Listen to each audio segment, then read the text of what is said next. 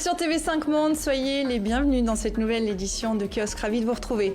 Au sommaire, ce dimanche, la présidente brésilienne Dilma Rousseff est officiellement écartée du pouvoir après de longues semaines d'un feuilleton télénovelesque. Est-ce un coup d'état de velours? La procédure témoigne-t-elle de la vigueur de cette jeune démocratie? C'est un quasi-inconnu qui se retrouve à la tête d'un pays en crise. Michel Temer sera-t-il capable de réconcilier la société brésilienne? Le Premier ministre français brandit l'article 49.3 de la Constitution pour faire passer la loi travail. Un passage en force synonyme d'aveu de faiblesse. La démocratie a-t-elle du plomb dans l'aile? La droite et la gauche ont tenté de renverser le gouvernement. La mobilisation citoyenne, elle, contre la réforme, va-t-elle s'intensifier? DSK, Georges Tron et maintenant Denis Baupin en France. Comment comprendre la succession d'accusations d'agression sexuelle par des hommes politiques? Le harcèlement sexuel en politique est une spécialité française. Entre culture de l'impunité et omerta, l'affaire Baupin va-t-elle marquer un tournant pour les femmes? L'Ukrainienne Jamala, une Tatare de Crimée, remporte l'Eurovision. L'Eurovision, vitrine d'une géopolitique pas exempte de fausses notes. Nous nous poserons cette question à 12 points. À quoi ça sert l'Eurovision? Et pour en parler, tout d'abord, voici nos kiosqueurs. Déborah Berling, journaliste brésilienne indépendante. Vous travaillez pour Radio France Internationale et pour le quotidien brésilien O Globo, dont vous avez été la correspondante en Europe durant plus de 20 ans. Moustapha Tossa, rédacteur en chef adjoint à Radio Monte Carlo Doualiya, marocain installé depuis plus de 25 ans en France. Vous êtes aussi chroniqueur pour plusieurs médias marocains, Atlantique Radio, le quotidien L'Économiste, la télé Média TV et le site internet atlasinfo.fr. Joseph Massescaron, président du comité éditorial de Marianne, une longue carrière dans la presse française. Depuis une dizaine d'années, chroniqueur et polémiste, vous collaborez à de nombreuses émissions télé et radio, dont Kiosque. Merci d'être là, vous aussi. Et puis Béatrice Delvaux, éditorialiste en chef au Soir, quotidien généraliste belge où vous êtes entrée en 1984. D'abord journaliste, puis chef du service économique et rédactrice en chef. Merci à vous quatre d'être en plateau ce dimanche pour commenter l'actualité de la semaine et nous livrer votre analyse. C'est une intrigue digne d'une telenovela à la sauce politique. Tous les coups sont permis, manœuvres personnelles, corruption, coups bas, détournement d'argent. Après des semaines d'incertitude, la présidente brésilienne a reçu le coup de grâce, accusée d'avoir maquillé les comptes publics pour camoufler l'ampleur des déficits de l'État. Dilma Rousseff est écartée du pouvoir, le temps de savoir si elle sera destituée. Elle dénonce un complot. Ce processus est un coup d'État. C'est une destitution sans crime. Je n'ai pas commis de crime de responsabilité. Je suis la cible d'une grande injustice. Alors, une grande injustice, dit-elle. Question qu'on va se poser évidemment pour commencer. Est-ce que, comme elle le dit, c'est un coup d'État, ce qui est en train de lui arriver? On a envie d'entendre la spécialiste du sujet d'abord. Commençons avec vous, Déborah. Je vous rappelle que vous êtes brésilienne. Bon, voilà, je pense que dire que c'est un coup d'État classique, c'est simplifier un peu les choses. Il y a de bases juridiques pour au moins commencer ces processus de destitution de Dilma. Mais formellement, elle est accusée de maquillage. Mais on sait qu'en réalité, c'est un processus largement politique. En fait, vous avez un désenchantement énorme au Brésil par rapport au gouvernement Dilma. Le Brésil subit aujourd'hui une récession sans précédent. La croissance du Brésil va se contracter à 4% cette année. Il y a une affaire de corruption incroyable. On parle de Petrobras, on parle de 2 milliards d'euros détournés du géant pétrolier. Donc, en fait, si vous parlez aux Brésiliens, la plupart des Brésiliens dans les rues, pour ou contre, de gauche ou de droite, ils en ont marre. Ils en ont marre de la corruption, ils en ont marre des partis politiques en général, aussi de gauche que de droite. Qu'est-ce qui va se passer maintenant sur cette procédure qui va arriver? Dilma Rousseff est écartée du pouvoir au maximum pendant 6 mois. Qu'est-ce qui va se passer maintenant? À mon avis, elle a très peu de chances de rester présidente. parce qu'en fait, elle a écarté un peu le Congrès, le Parlement brésilien à l'époque de son mandat. Et c'est justement ces parlements qui se vengent contre elle. C'est ce Parlement qui va la destituer. C'est un processus très sombre et triste pour la plupart des Brésiliens, puisque si vous regardez les congrès aujourd'hui, plus de 50% des parlementaires de ces congrès sont hors de loi quelque part. Ils ont pour des histoires de corruption. Mais pas seulement corruption, ça va même de l'assassinat. Donc on n'a rien à célébrer au Brésil maintenant, franchement. Moustapha, vous vouliez intervenir? Il y avait aussi un point, entre guillemets, positif à souligner aujourd'hui, c'est qu'au début de ce processus de destitution, il y avait les pros Dilma qui étaient sortis dans la rue et les anti. Et beaucoup de gens avaient écrit à l'époque, au début de ce processus, que cette crise politique pourrait entraîner un affrontement entre les pros et les anti, ce qui aurait pu faire entrer le Brésil dans un cycle de violence et d'affrontement politique dans la rue. Jusqu'à présent, on l'a échappé, hein. Il n'y a pas eu ça. Mais de là à dire, alors bien sûr, quand on voit avec quelle violence et avec quelle détermination ce processus a été mené contre Dilma Rousseff avec les médias. Il y a des médias qui ont rajouté tous les jours. Et il y avait une insistance à vouloir la sortir de la photo. On peut évidemment penser à un coup d'État, mais qui a pris d'autres formes. Alors maintenant, elle est accusée de mauvaise gouvernance, de fausse écriture sur le plan comptable. Et on n'a pas encore prouvé qu'il y avait soit corruption personnelle ou enrichissement, mais c'est une manière de l'éloigner du pouvoir, et on a la fin d'un cycle, une gauche qui régnait au Brésil, en Amérique latine, et dont la séquence se termine en quelque sorte en eau de boudin sur cette affaire-là. Le drame pour le Brésil, c'est que ça ne se passera pas en cercle fermé, même si on suit l'actualité, mais que maintenant on a quand même l'arrivée des JO qui vont venir avec, je pense, une mise en lumière, aussi le sentiment que beaucoup vont faire le parallèle entre ce qui s'est passé en Grèce et ce qui s'est passé, ce qui se passe maintenant au Brésil, en se disant est-ce que les Jeux Olympiques vont être un espèce de coup de grâce donné, avec un fossé énorme entre les installations, on a tout fait, je pense, au Brésil pour que ce soit moins flamboyant. On a essayé de réduire la voilure. Il y a déjà eu des réductions des investissements qui avaient été faits dans les installations, aussi dans la manière dont on recrutait des volontaires, etc. Mais en parallèle, la rue, parce que peut-être que le monde politique se déchire, mais la rue, elle se sent, je pense, relativement abandonnée. J'ai cru comprendre qu'il y avait le plus grand hôpital de Rio, je pense, qui est à moitié fermé parce qu'on ne paye pas les salaires. Ouais. Il y a les étudiants qui sont tout à fait désemparés parce qu'il y a des cours qui ne peuvent plus se donner. Donc il y a, c'est un pays qui pour la première fois est en déficit public depuis 1997. On a cru au miracle économique, mais beaucoup de questions vont se poser sur pourquoi, quelque part, alors qu'il y a ces projecteurs internationaux sur le pays, pourquoi finalement on semble découvrir une situation à la faveur de règlements de compte internes. Je dirais aussi qu'il y a le Zika qui est toujours là, qui reste une menace.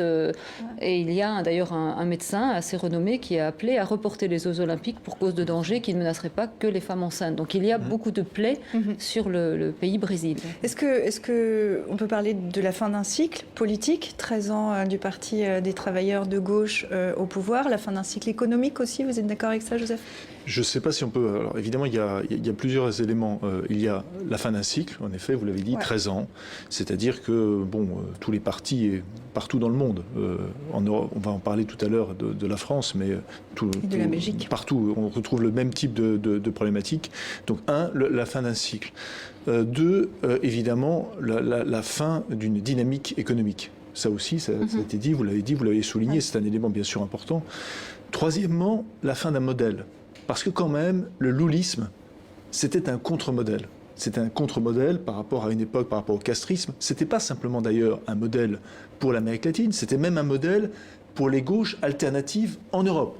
Il faut le savoir. C'était un modèle pour le Front de gauche en France, c'était un modèle pour Tsipras à un moment donné. Bref, mais pour un moment donné, c'était un modèle aussi pour Podemos. C'est-à-dire très souvent, le loulisme, entre guillemets, était un élément cité. C'est-à-dire comme quoi il existait entre, disons, une extrême gauche, parce que le Parti des travailleurs, c'est quand même l'extrême gauche à ses débuts. C'est pas la gauche. On n'est pas dans un parti social de type social-démocrate. Donc comme quoi il existait quelque chose, un milieu, une gauche alternative, qui pouvait être radicale, mais qui était qui pourraient être au gouvernement. Et là, surprise, on se rend compte que la personne qui le représentait, enfin l'héritière, qui était présentée comme l'incorruptible, puisque c'était son surnom au début, il y a un certain nombre de... Alors évidemment, bien sûr, vous l'avez rappelé, en effet, pour l'instant, il n'y a rien.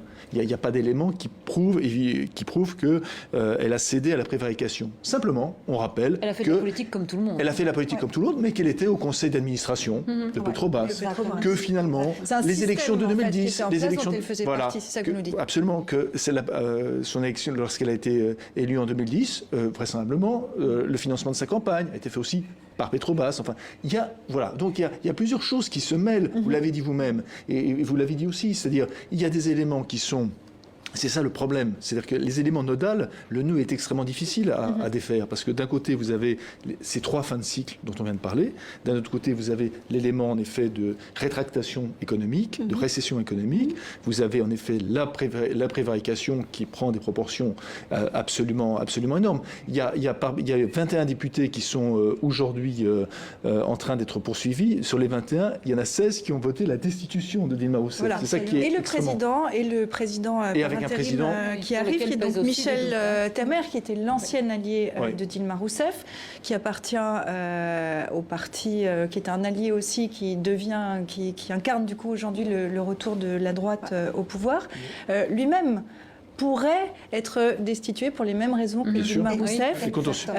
Peut-être une première chose, qui est Michel Temer, et puis après on va s'interroger, est-ce que c'est l'occasion aujourd'hui de changer de système politique au Brésil? Qui est ce Michel Temer, qui est assez peu connu du grand public? Voilà, il est assez peu connu aussi des Brésiliens.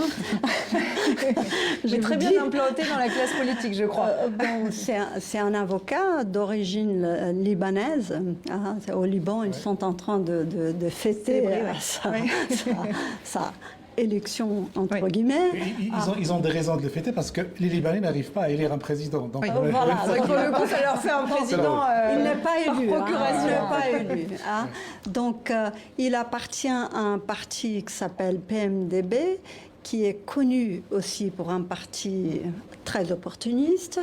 Il a une carrière politique, plus ou moins, il a survécu tous les gouvernements qui ont existé au Brésil. On l'appelait, je ne sais pas, moi j'ai lu ça dans ses portraits, on l'appelait l'aspirateur, celui qui est capable d'aspirer les problèmes, les tensions dans sa famille politique. Il est âgé de 75 ans. 76. Et puis aussi, on dit de lui qu'il a été un actif collaborateur de la CIA à un moment donné.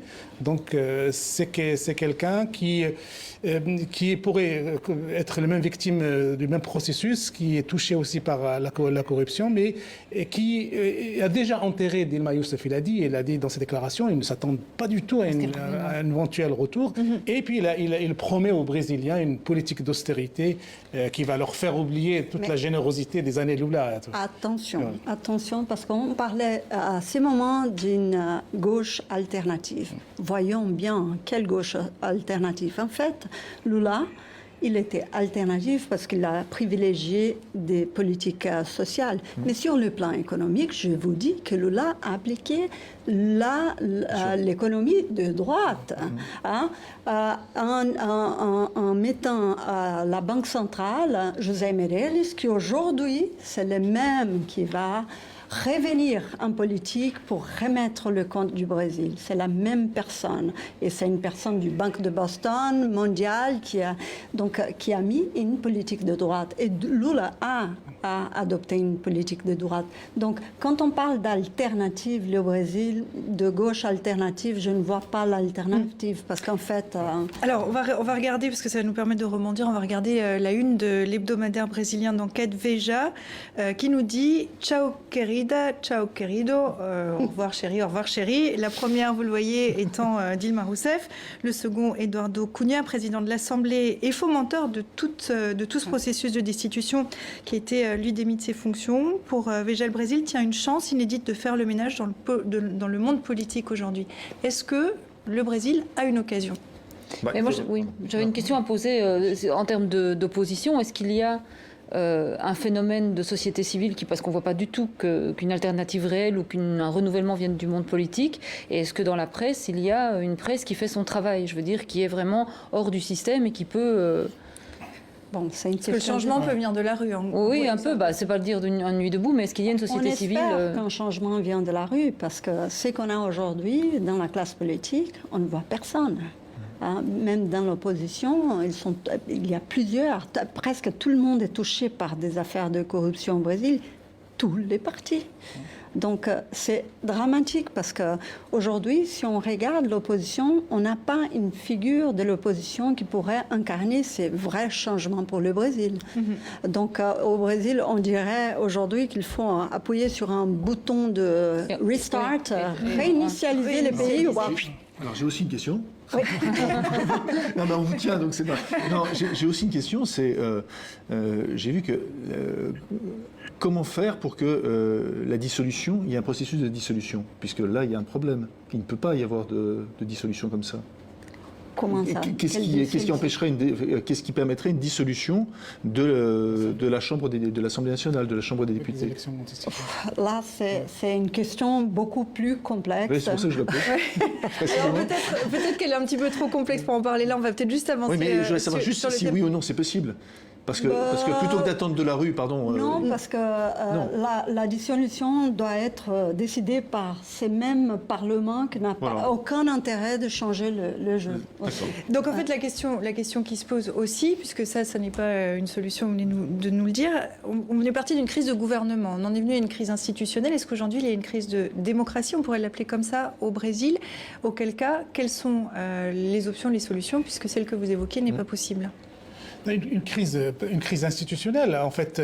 C'est une crise de démocratie, puisque les institutions sont gangrénées par la corruption. Mais quand on examine un petit peu ce processus d'impeachment, de destitution, il respecte toutes les règles institutionnelles. C'est qu'il ne viole pas la loi pour qu'on puisse parler d'un coup d'État. Donc il y a un vrai respect de la procédure. Alors maintenant, pourquoi on a cette impression, cette atmosphère de coup d'État? C'est parce qu'il y avait des forces politiques qui se sont coalisées avec des médias très actifs et qui voulaient absolument...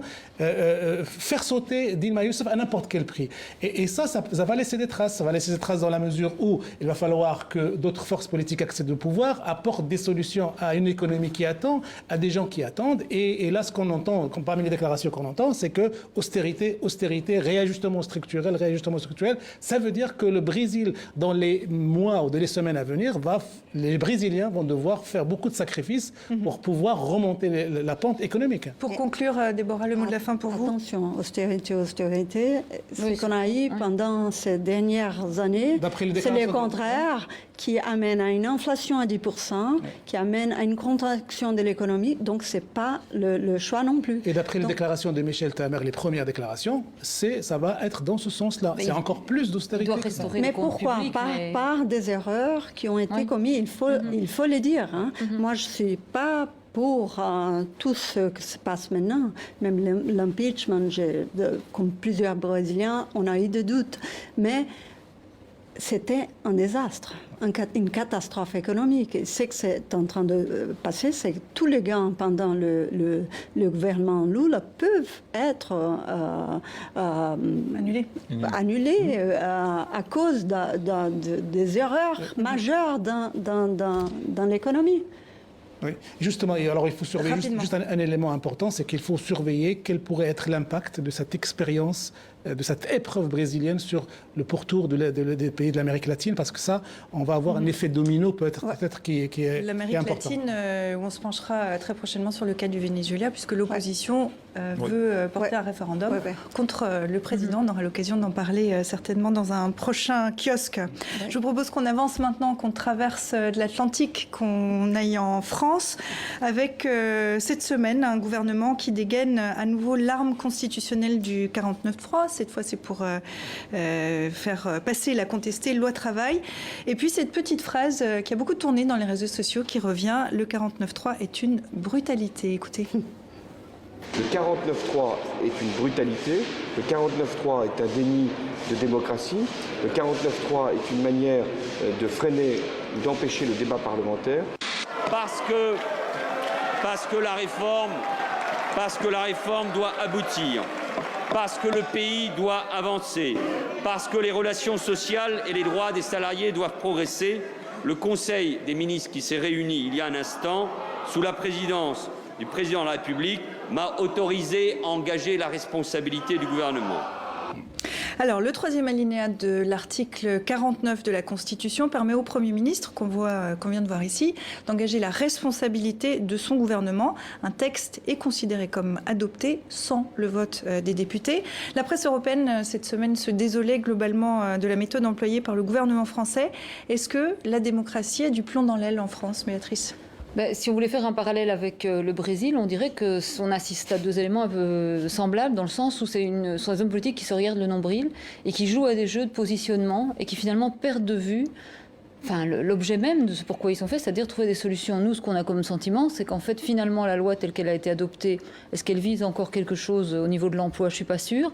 Elle a été instrumentalisée à un moment donné pour permettre à la gauche de se battre entre elles. Donc certains pour désavouer encore un peu plus Hollande, d'autres pour faire que Valls puisse régler ses comptes à Macron, et puis après à la droite pour essayer de bien savonner la planche de la gauche et de faire en sorte que ce soit décrédibilisé à tout jamais. Et nous, ce qu'on a écrit, c'était un peu dur, mais c'est que la loi sur la déchéance de nationalité avait été une espèce de Tchernobyl sur les valeurs de la gauche, et maintenant ils viennent de l'avoir sur l'économique. Et on se demande, mais quelle politique d'emploi? Parce qu'en plus tout le monde est d'avis qu'aujourd'hui cette loi ne sert à rien, est vidée de sa substance, et que la première chose que ferait la droite en arrivant, c'est de l'abroger pour faire autre chose.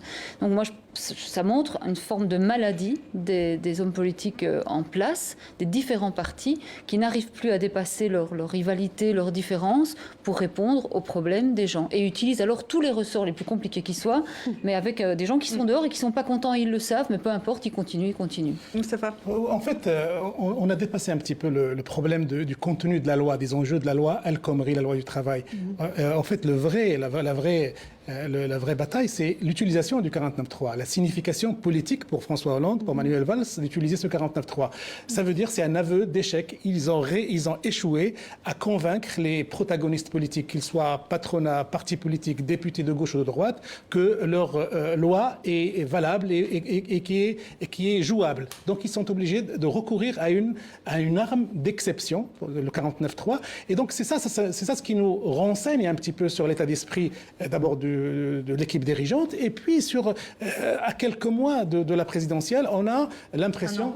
On a l'impression que François Hollande n'arrive pas à ressouder sa famille. Il y a eu des ruptures, des cassures, des fractures au sein de la gauche. Mais il arrive surtout à la faire exploser. Ça va se ressentir dans les mois à venir. Lui qui se préparait, avec EO la gauche, qui se préparait à lancer un agenda politique pour reconquérir pour un second mandat, c'est mal parti. La signification politique du 49.3, c'est que je n'arrive pas à unifier ma famille. Comment pourrais-je demain prétendre à un second mandat, à une bataille commune? Comment on peut imaginer demain Arnaud Montebourg ou Martine Aubry ou Benoît Hamon faire campagne, ou Aurélie Filippetti faire campagne derrière Manuel Valls et François Hollande? Donc il y a là cette rupture-là, et le 49.3 souligne cette rupture qui va avoir des conséquences sur le plan politique. Deux constats assez durs que vous partagez, Joseph?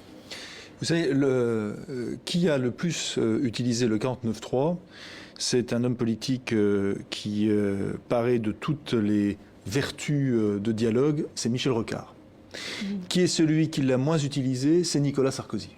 Voilà. Donc déjà, ça replace la question du 49.3 dans l'ensemble français. On ne peut pas faire le 49.3 si on ne voit pas la deuxième partie, c'est-à-dire la motion de censure. Parce que qui dit 49.3 dit pratiquement automatiquement une motion de censure. La motion de censure met en cause évidemment directement la majorité, puisque si cette motion de censure est adoptée aussi bien par les députés de l'opposition que par une partie des députés de la majorité, je répète pour ceux qui nous regardent, à ce moment-là, évidemment, il y a dissolution.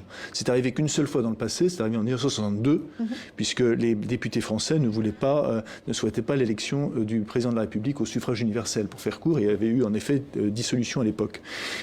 Cette question en fait du débat.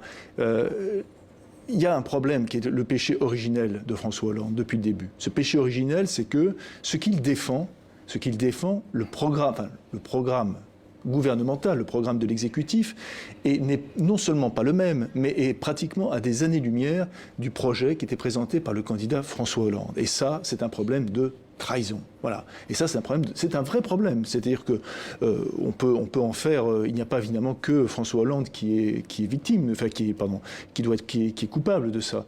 C'est arrivé aussi bien pour la droite que pour la gauche. Mais en France, franchement, ça, c'est vraiment une maladie française. C'est-à-dire que l'homme politique vous répond que de toute façon, il ne peut pas se présenter avec un programme parce que, oh là là, les Français vont lui couper la tête. Vous savez, c'est vraiment, ça revient en permanence.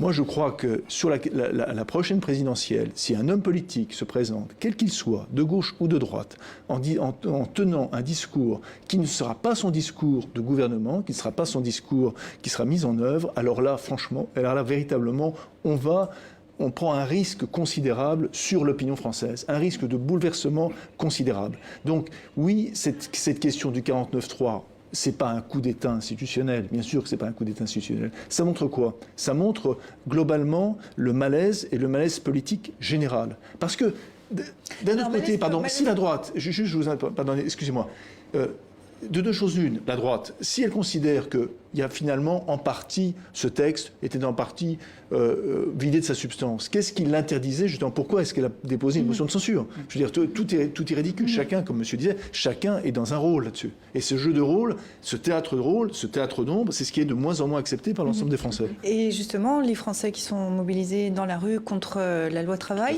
est-ce que la mobilisation va être encore renforcée par l'utilisation du 49.3 qui peut être encore plus mal perçu, Déborah, peut-être? Vous vivez à Genève, mais du coup, vous l'observez depuis là-bas.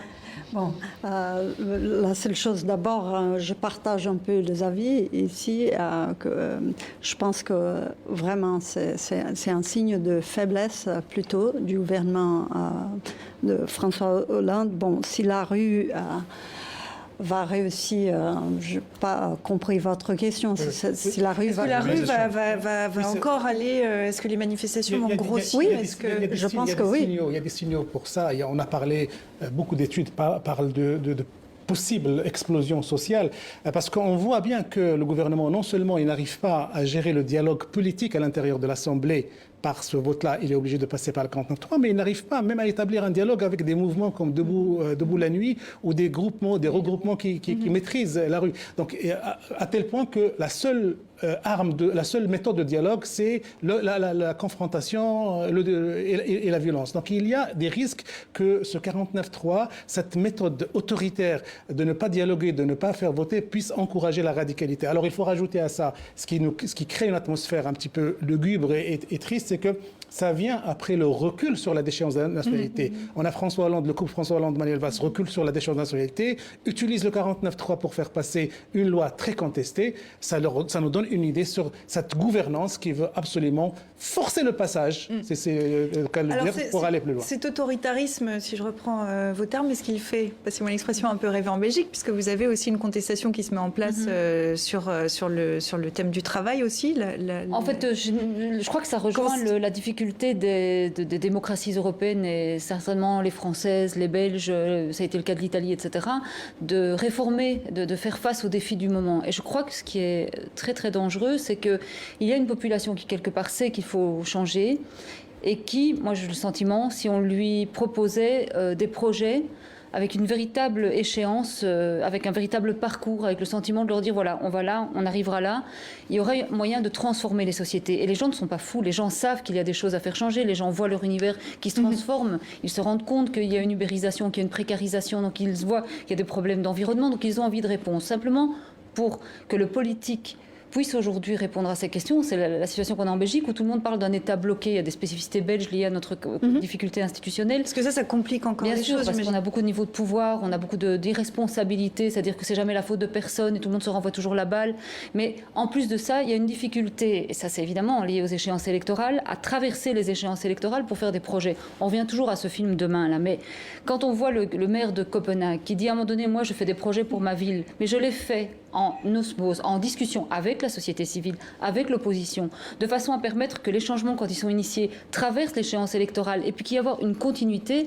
Il y a des éléments sur la mobilité, sur l'environnement, sur la transformation du monde du travail dont le temps ne prend pas le temps électoral. Et il faudrait que les hommes politiques, pour ça, sortent de cette arène dans laquelle ils se disputent, renoncent à ces guerres extrêmement fratricides. Tout le monde est d'accord là-dessus. Il faut réinventer la démocratie. Alors réinventer la démocratie. Ça fait un moment déjà qu'on parle déjà de cette distance énorme entre la classe politique française et la rue.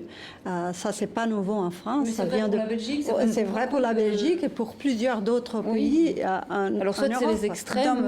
D'un mot pour conclure, Joseph, rapidement. Je suis tout à fait d'accord avec ce qui vient d'être dit. C'est-à-dire qu'en tout cas, simplement pour parler de la France, le problème, puisque là on peut pas envisager le problème sans envisager l'approche de la présidentielle. Je crois que la personne qui va gagner à la présidentielle, c'est la personne qui non seulement va apporter des solutions concrètes et des solutions équilibrées. Des solutions équilibrées, par exemple, juste un mot, sur la loi travail, le fait que la formation, alors que pourtant ça va totalement avec, soit le parent pauvre et soit délimité, soit écarté par l'ensemble des acteurs sociaux, je dis bien l'ensemble des acteurs sociaux, ça c'est un scandale total. Donc ce sera à la fois la personne qui saura apporter des solutions réelles, concrètes, mais en même temps écrire le roman national. C'est ça. Parce que là, on a comparé autrefois François Hollande de capitaine de pédalo. C'est un capitaine de pédalo qui cabote le long du rivage. Et je vous propose, pour conclure, puisque vous faites une comparaison qui prête à sourire, je vous propose qu'on termine avec un sourire encore, avec cet échange de tweets plutôt marrant cette semaine. Le compte officiel de la série House of Cards s'est adressé au Premier ministre français. La démocratie est surfaite, nous dit Frank Underwood, le président américain de fiction aux méthodes douteuses, c'est le moins qu'on puisse dire.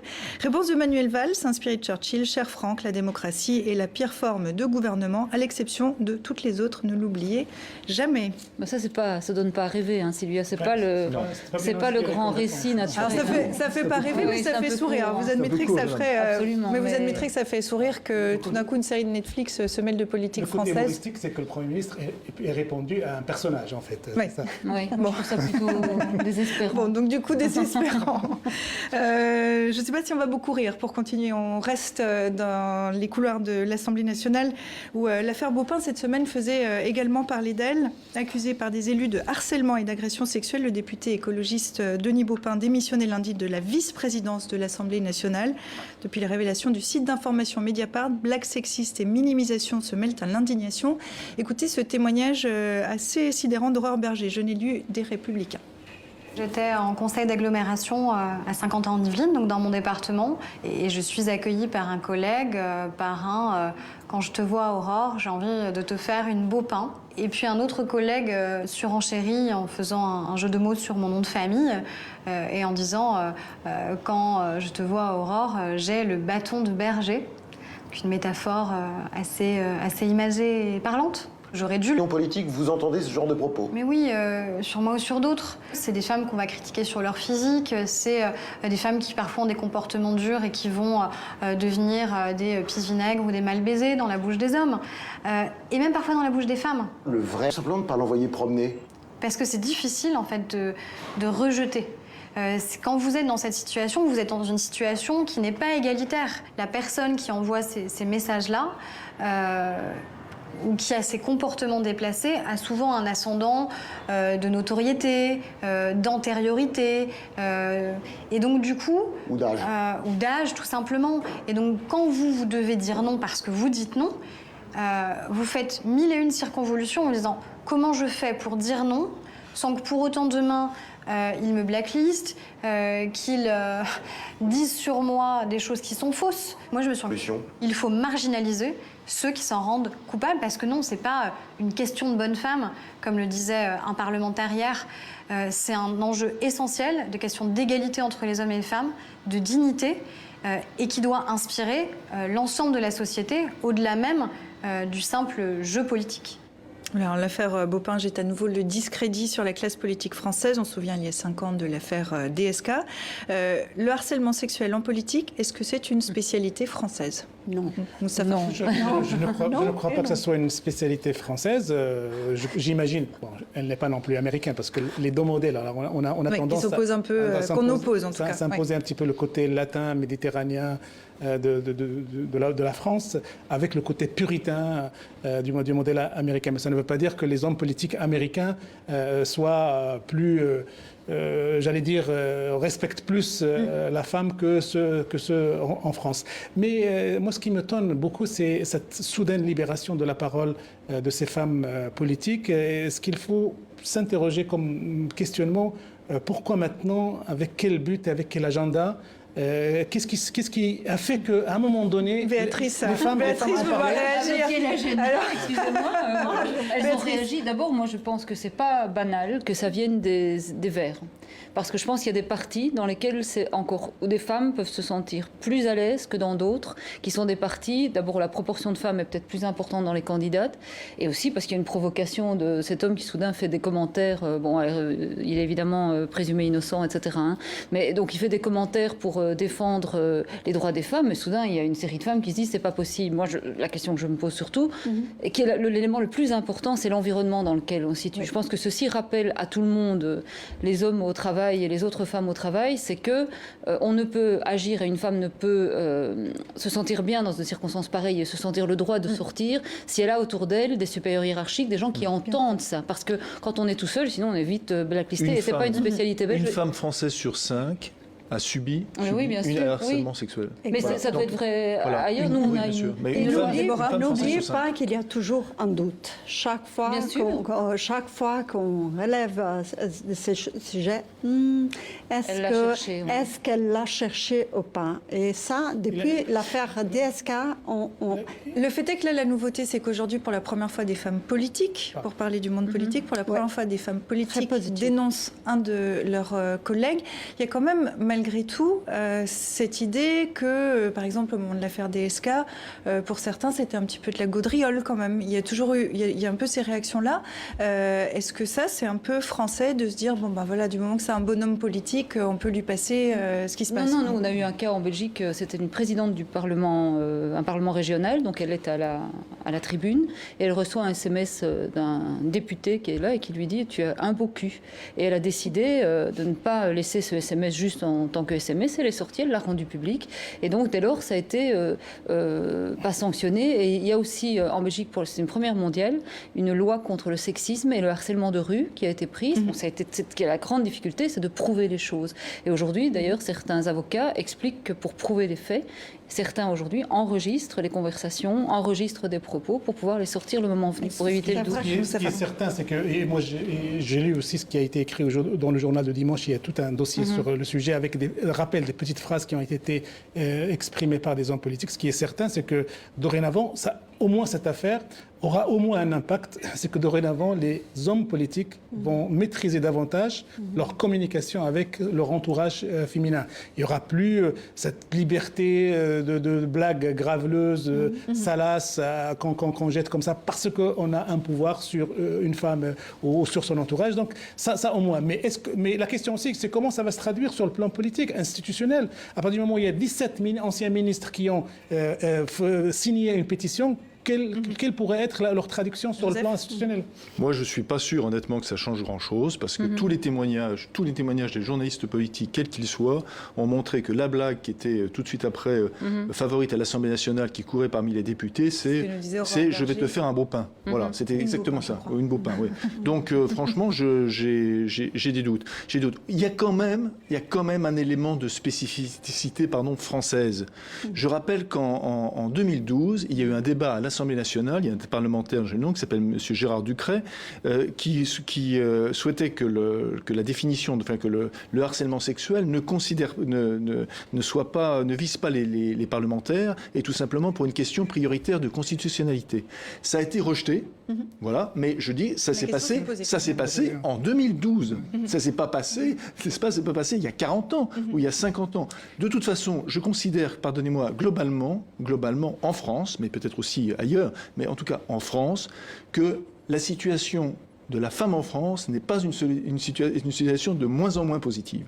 Voilà. Et il faut dire que la politique, à cet égard, représente parfaitement. Bien sûr, vous avez maintenant quelques femmes qui, saupoudrent les conseils d'administration. Mais regardez le nombre de parlementaires femmes à l'Assemblée nationale. Regardez le nombre de parlementaires femmes au lendemain de la Deuxième Guerre mondiale. Et ce n'est pas une question de politique, puisque la plupart de ces élus femmes étaient des élus, je le rappelle, du MRP, c'est-à-dire du mouvement catholique et de droite à l'époque. Donc regardez le peu de nombre de femmes. Regardez le même sur les questions des sénatrices. Aujourd'hui, oui, il y a une régression sur la question de la femme qui se fait en France. Cette régression, elle est globale. C'est la grande difficulté de sortir dans la rue librement. Voilà, c'est la difficulté d'aller dans un café. Non, mais attendez, c'est une problématique globale. C'est-à-dire qu'il n'y a pas simplement... Mais sur cette problématique globale, est-ce que justement la fin d'une espèce de loi du silence, la fin de cette omerta, moi, je crois que oui. Comme elle est pointée du doigt cette semaine, est-ce que ça peut faire changer les choses dans la classe politique, mais aussi pour les femmes de façon plus générale? Ça dure, mais ce qui est très très important, ce qu'elles ont fait là, c'est qu'elles rappellent à une série de femmes d'abord que c'est pas normal de recevoir ce genre de choses, qu'on peut dire à mon avis ça suffit. Ça rappelle à une série de collègues qu'il faut intervenir et qu'il y a besoin d'assistance à personne en danger, qui est très fragilisée dans une situation comme celle-là, et ça rappelle aux hommes quand même qu'il y a des limites. Sur la première page de tous les journaux. Oui.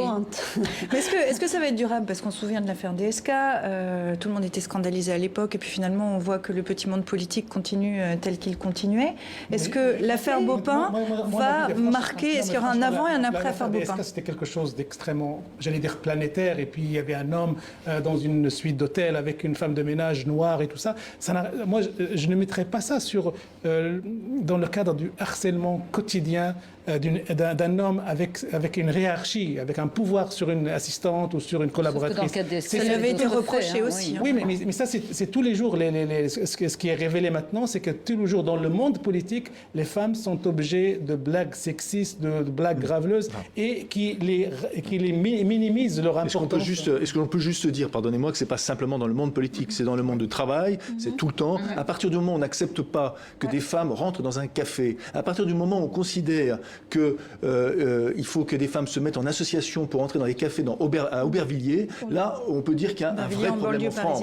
Il y a un problème global en France. C'était Simone Veil que j'avais vu il y a à peu près... je me souviens, j'avais déjeuné avec elle il y a une dizaine d'années, et je lui avais dit quand même, par rapport au combat que vous avez mené, vous devez être satisfait, etc. Et c'est elle-même qui m'avait dit, détrompez-vous, parce que dans 10 ans, 15 ans, la situation de la femme en France sera moins bonne. Je lui ai dit, mais c'est pas possible. Elle me dit, si, parce que nous allons dans des périodes de crise et dans des périodes de rétractation identitaire, comme on l'est partout dans le monde, puisque c'est une pandémie politique. On le voit bien, Monsieur Trump, c'est une pandémie politique. Donc on voit bien la femme, évidemment, la première à être l'objet. Et moi, il y a une phrase d'ailleurs terrible qu'on entend à l'Assemblée nationale aussi, c'est lorsqu'on leur parle des députés, mais quand même, ce harcèlement et tout, et vous savez ce qu'ils répondent? Ils répondent, il n'y a pas mort d'homme. Ouais. C'est joli comme phrase quand même. Il n'y a pas mort d'homme. Certes, il n'y a pas mort d'homme, mais il y a indignité. Béatrice, une rapide conclusion pour vous. Non, moi je pense que tout part toujours d'une chose, c'est bateau de le dire, mais c'est l'éducation. Je pense qu'à un moment donné, il y a un travail de fond très très jeune à faire. Vous savez, moi j'ai vécu dans un environnement journalistique au soir, et j'ai toujours dit, j'ai jamais rencontré de sexisme. Mais je pense que j'étais avec des collègues, hommes, majoritairement masculins, extrêmement féminins, je veux dire au sens où c'était des hommes extrêmement bien dans leur peau, qui avaient reçu un parcours, des valeurs, qui faisaient en sorte qu'à un moment donné, ça ne se posait pas comme ça. Il y a des choses que je n'ai jamais entendues.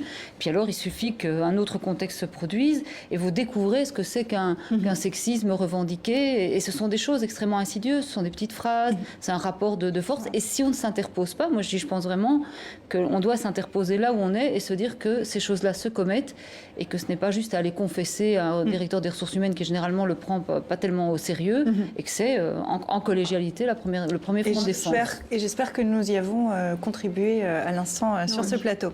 Je pense que ça peut contribuer à un changement. Je l'espère, on le souhaite tous. Ouais. Je vous propose qu'on avance et puis qu'on termine l'émission en musique. Ça ne vous a pas échappé. L'Ukraine, sacrée samedi soir lors de la 61e édition de l'Eurovision. C'est une femme qui chantait. C'est Jamala, une Tatare de Crimée, qui a triomphé grâce à sa chanson 1944, consacrée à la tragédie vécue par son peuple lors de la déportation stalinienne. Écoutez.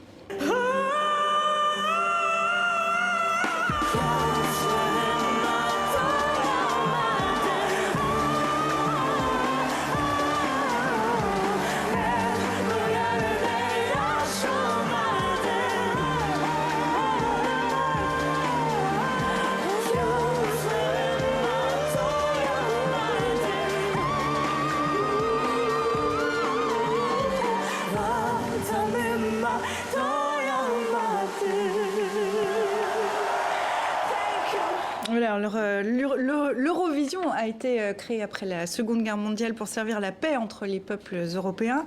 Les organisateurs assurent que la politique n'a pas à s'inviter dans l'événement et pourtant, Jamala raconte avoir écrit sa chanson en état d'impuissance après l'annexion de la Crimée par la Russie il y a 2 ans. On rappelle quand même qu'il y a un conflit entre l'Ukraine et la Russie dans l'est de l'Ukraine.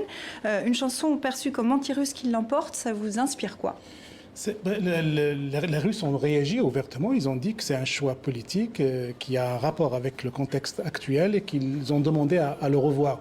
Mais moi, avant de parler sur la chanson elle-même, ça fait un bon bout de temps que je regarde cette manifestation et j'ai l'impression que c'est vraiment le temple du kitsch.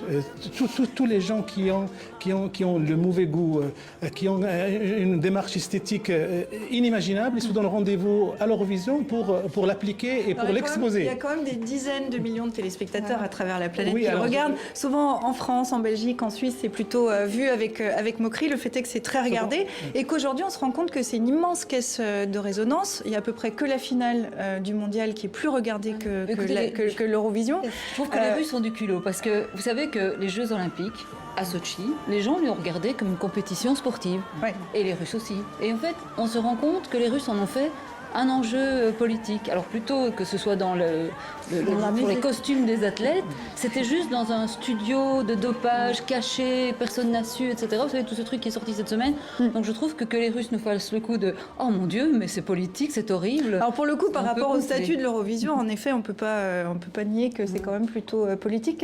Contrairement à ce qu'ont dit les autorités d'Eurovision, qui se sont penchées à nouveau sur ce texte, je lis juste le début du texte de la chanson. Quand les étrangers débarquent, ils viennent dans votre maison, ils vous tuent et disent « Nous, on n'est pas coupables ». Alors si ça, c'est pas un élément politique, j'aurais pas la taquinerie. Ça nous change de Marie-Myriam. J'aurais pas la taquinerie de dire à cette dame qui représente les Tatars de Crimée ce que les Tatars de Crimée ont fait sur les populations élophones de Crimée pour les remplacer. Hein. C'est bon parce que c'était à peu près la même chose.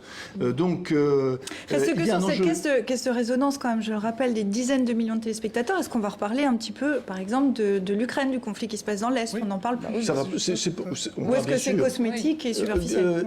Plus spécifiquement, il ne s'agit pas de parler, pardonnez-moi, de l'Ukraine, bien sûr, on va évoquer l'Ukraine, mais il s'agit de parler plus de la Crimée. Je rappelle que la conséquence directe pour le gagnant de l'Eurovision, c'est que son pays organise l'Eurovision, bien sûr, on le sait, l'année prochaine. C'est d'ailleurs pour ça que tant de pays, parfois, je ne dirais pas lesquels, envoient des chanteurs bas de gamme, c'est pour ne pas avoir, comme vous le savez, ça coûte très très cher. Ça coûte très cher. Et précisons que la Roumanie, par exemple, a été exclue pour des raisons financières. C'est important de le dire. Je voudrais revenir là-dessus pourquoi ? Parce qu'il y a déjà des personnalités, notamment en Ukraine, qui disent mais finalement, il est normal que ça ait lieu dans la terre natale de cette chanteuse. Or, la terre natale de cette chanteuse, c'est la Crimée. Donc c'est en tout cas pour l'instant en Russie. Déborah ? J'ai du mal à suivre cet enjeu. Non, je ne regarde pas l'Eurovision, mais ça ne m'étonne pas que c'est un enjeu politique. C'est utilisé comme un enjeu politique. C'est bien sûr, comme le football est utilisé comme un enjeu politique aussi. Le message politique était très clair. Il faut simplement rappeler que la France a été aux 6e place avec un chanteur franco-israélien, Amir Haddad, qui a chanté et qui apparemment la France a réussi à avoir la meilleure place depuis je ne sais pas quand 2002. C'est dire la performance. Et moi je reviens beaucoup sur ce qui était marrant et peut-être c'est pour ça que les gens aussi le regardent. Ça devient une messe populaire. C'est le mauvais goût se donne rendez-vous à jugement de valeur, Moustapha. Non mais c'est vrai. Non mais attendez. Non mais c'est quand le mauvais goût devient une politique en soi. Il a raison. Non mais il a raison. En France, il y a des soirées qui sont organisées entre amis pour combler dans le cadre justement du kitsch. Oui. Je dis d'ailleurs, moi je peux me permettre de faire cette remarque-là. C'est même du kitsch gay pour être encore plus très précis. Et c'est pas d'ailleurs un hasard si aujourd'hui aux États-Unis c'est repris par la chaîne gay Logo et que voilà. Qui est diffusé pour la première fois. Qui est diffusé pour la première fois. Bien, faut le dire. En même temps, reconnaissons-le. Voilà, c'est tout. Tactiquement, si on veut pour faire passer un message à grande échelle, message politique, c'est sans doute un bon endroit pour l'infiltrer, parce qu'il y a beaucoup de monde qui regarde et des masses un peu qui aujourd'hui, ça va faire l'ouverture de beaucoup de journaux, ça a mis un focus sur quelque chose que personne ne connaissait, et je dois dire que pour celui qui voulait faire passer un message, c'était puissant. Et puis Sylvia Garcia lui a consacré presque à 20 minutes sur Kiosque. Donc et c'est pas 20 minutes, je vous rassure. Cela étant dit, c'est quand même très intéressant malgré tout, puisque l'Eurovision, c'était l'Europe au départ. Aujourd'hui, c'est complètement allé au-delà des frontières. L'Australie était invitée pour la 2e année. Et le slogan cette année, c'était Come Together, sur l'idée d'être tous ensemble. C'était important de souligner ça dans une Europe divisée. Ça sera vraiment le dernier tour de table. Ah mais pardonnez-moi, c'est très révélateur, justement. C'est très révélateur du fait qu'aujourd'hui, l'Europe est en crise d'identité. Je prends exactement l'inverse. C'est-à-dire que oui, en effet, au départ, l'Eurovision, c'était une sorte de culture populaire pour où chacun d'ailleurs s'exprimait. Je veux dire, il chantait en allemand, il chantait pas en anglais. C'était pas le world music. Chacun essayait et de convaincre l'autre. Aujourd'hui, ça prouve quoi? Ça prouve que l'Europe est en train de se diluer. D'un mot, Moustapha. D'un mot, oui, c'est vrai que les Européens ont besoin de dénominateurs communs. Et si l'Eurovision peut les lier, peut être ce dénominateur commun au moment où il y a des tendances de dislocation, ça peut être un bon Non, mais non, c'est mal parti. L'Europe des blocs, l'Europe qu'on voit maintenant sur les réfugiés, où on voit qu'il y a quand même du côté des pays de l'Est une solide opposition aux autres. Bah, si on avait regardé attentivement l'Eurovision, on s'est rendu compte que par les votes, déjà, on indiquait qu'il y avait une Europe des blocs. Tout à fait. Et Eurovision, on va garder ce nom Euro Song Contest. Je crois que c'est devenu l'Euro Song Contest. Zéro vision serait plus juste. Bon, je vous propose qu'on continue avec un grand sourire, puisqu'on arrive au terme de l'émission. On va passer à la semaine de Dilemme, c'est l'actualité en dessin. Regardez, attention, on est lourdement armé, nous dit ce djihadiste en Syrie, en brandissant une massue. La cité antique de Palmyre est à nouveau encerclée par le groupe État islamiste. D'un mot, Moustapha, c'est un camouflet de taille pour le président Bachar el-Assad? Oui, c'est vrai que si jamais ils arrivent à reprendre contrôle de cette cité historique, ça veut dire que c'est le camouflet total. Ça veut dire que les Russes, en se retirant, ils ont laissé Bachar el-Assad tout seul en face de l'État islamique. On aura l'occasion d'en reparler dans Kiosque, vraisemblablement. On en parlait tout à l'heure. Regardez ce policier français, matraque à la main, qui prévient: je compte jusqu'à 49.3. Dispersion des manifestations anti-loi travail. Le ministre de l'Intérieur, Bernard Cazeneuve, annonce 1300 interpellations depuis le début de la contestation. Sur le harcèlement sexuel en politique, on en parlait tout à l'heure aussi. Denis Baupin rompt à son tour l'omerta. J'ai été victime d'attouchement, se plaint le député français. Une femme lui a visiblement mis la main au visage. Emmanuel Cos. Et puis, peut-être c'est sa femme, Emmanuel Cos, ministre. On va, pour les 2 derniers dessins, Dilemme se penche sur les Jeux Olympiques. D'abord au Brésil. Brésil qui a un nouveau président à 3 mois de l'ouverture de la compétition. Alors, les casseroles des politiques, et peut-être, je vous le donnerai, et peut-être la contestation par des concerts de casseroles. Est-ce que ces concerts de casseroles vont s'inviter au JO? On verra bien ça à partir du 5 août. Et puis, le bilan très positif des JO de Sochi. Un ancien responsable du labo antidopage russe a révélé que des athlètes russes ont été dopés de manière systématique aux Jeux d'hiver de 2014, un programme couvert par les autorités. C'était Saoul Polonium, explique ce sportif russe. Est-ce qu'il faut priver la Russie des Jeux de Rio? Déborah, puisque c'est chez vous. Oh là là là là, quelle question. Mais écoutez, un avis. Mais écoutez, j'ai un avis, c'est que pardonnez-moi, cet avis, c'est que quand vous faites du sport, qu'est-ce qui vous frappe? C'est qu'aujourd'hui, pratiquement tous les athlètes, qu'ils soient nageurs, qu'ils soient lutteurs, qu'ils soient haltérophiles, qu'ils soient athlètes, ils ont le même type de musculature. Ça vous semble pas curieux? Il faut annuler les ça vous les semble Jeux pas curieux? Olympiques, Non, mais est-ce que ça vous semble pas curieux réellement? Regardez les photos avant, par exemple, il y a 20 ans et aujourd'hui, qu'ils aient tous le même type de musculature alors que ce sont des sports différents. D'un mot très rapide. Comme toutes les femmes qui font des chirurgies esthétiques, ils commencent à se ressembler. En fait. je pense que Donc Béatrice, les Russes au JO de Rio. Logiquement, oui, on non. devrait, moi je trouve, parce qu'à un Les moment donné, interdire. ici c'est prouvé, il faut toujours prouver les faits, mais je pense qu'à un moment donné, on devrait pouvoir montrer un exemple. On verra si ça sera le cas ou non. il faut surveiller les Chinois, il faut surveiller les On va les athlètes surveiller chinois. tous, parce que je crois qu'il n'y a pas que les Russes quand même, on les surveillera tous. Ce qui est terrible ici, c'est qu'on voit qu'en fait la lutte contre le dopage, Je suis elle est tout à fait humaine d'accord. par rapport aux moyens développés. Tout Et à les fait pays sont d'accord. hypocrites. Et les Jeux Olympiques, on en parlera, évidemment, on en parlera. Ça démarre le 5 août. J'espère en reparler avec vous. Merci beaucoup. On vous fera-t-il. Merci à vous quatre et merci à vous qui nous regardez aux quatre coins de la planète. À dimanche prochain.